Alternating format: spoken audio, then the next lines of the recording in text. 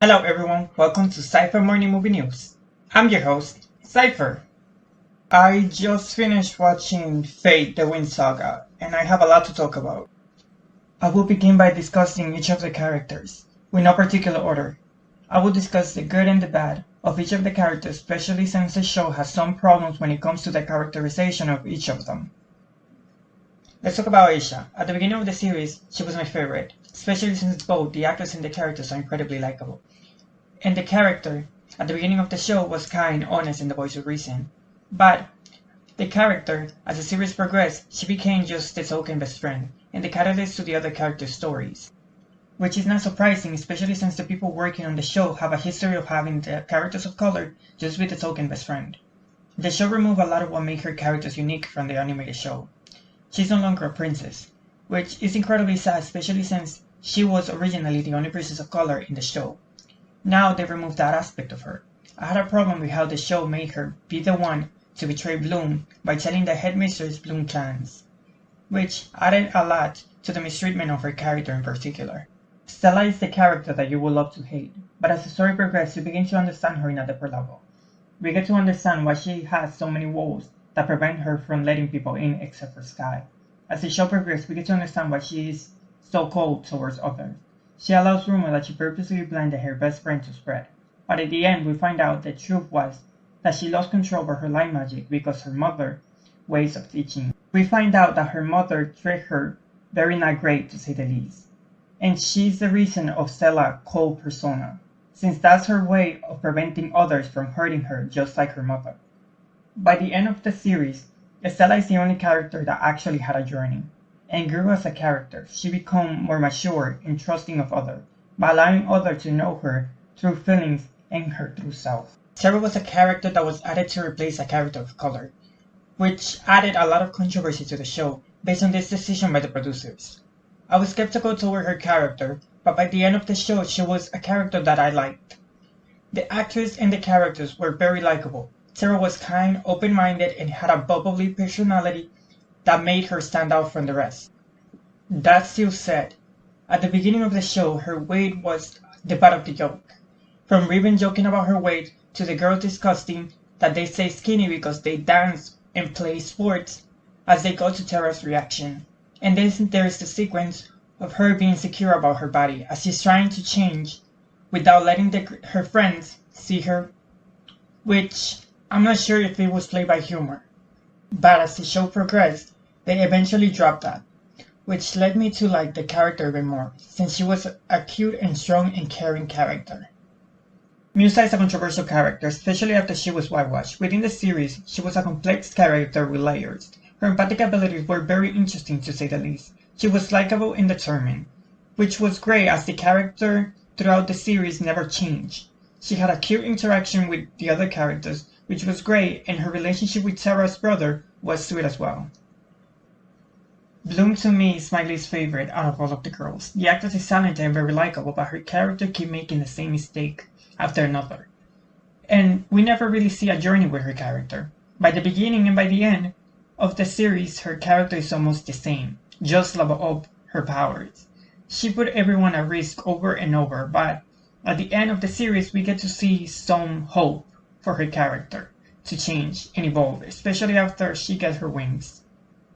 Beatrix is an intriguing character, especially after we learn about her origins and the possibility that she could be an actual witch are open, since she could be a blow witch. One thing that made her stand out from the series is that the actress visually looked like a teenager, especially when the actress is standing next to Bloom, as their characters are supposed to be around the same age. Beatrix as a villainous figure was great, especially since she has a fiery persona and a manipulative demeanor to her, which was a great addition to her interaction with other characters. Dante at the beginning of the series, he was a likable character that you could get to love. His interaction with Tara was sweet, as he saw Tara as a friend even though Tara saw him as something more.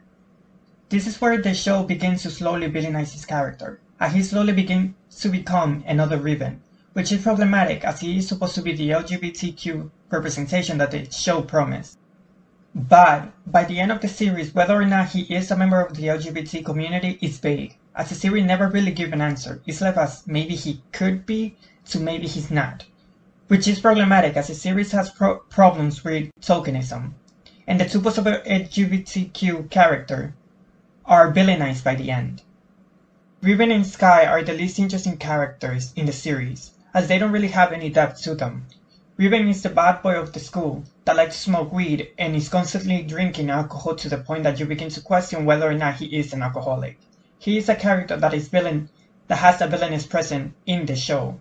Another character that could be a member of the LGBTQ community, but is left unanswered. Sky is the good boy of the school. There's not much to say about him, since he is the least interesting out of all of them. I do see the show getting a possible second season, and if it does, the problems that the show had can be easily fixed. For example, make Aisha a princess, especially since she was the only original princess of color in the original series. Here are some other possible ways to fix the other problems that the show has. Have more people of color working behind the scenes, especially a female producer of color, since the show has major tokenism problem with the characters of color.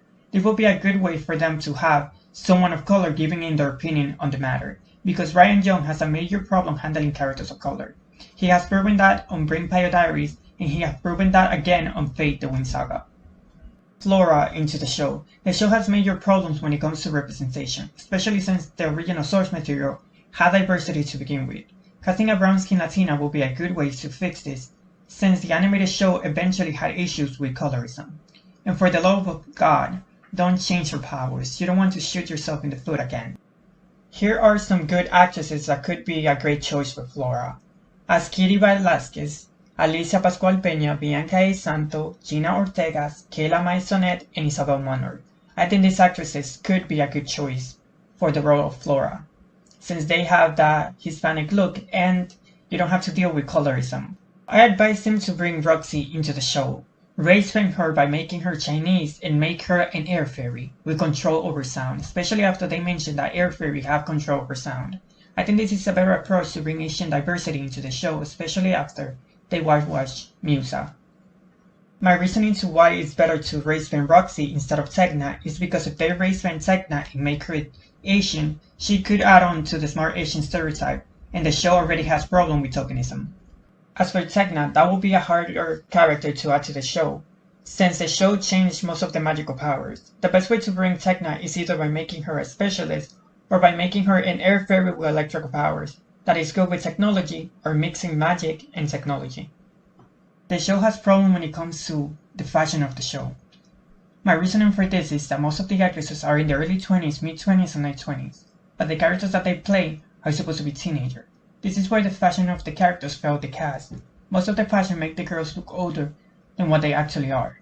I recommend them to look into what's trendy among teenagers now, and the answer will be 2000s fashion that the original cartoon had, especially since that is what's popular now. That's all the news I have for today. I'm your host, Cypher, signing off, and see you tomorrow.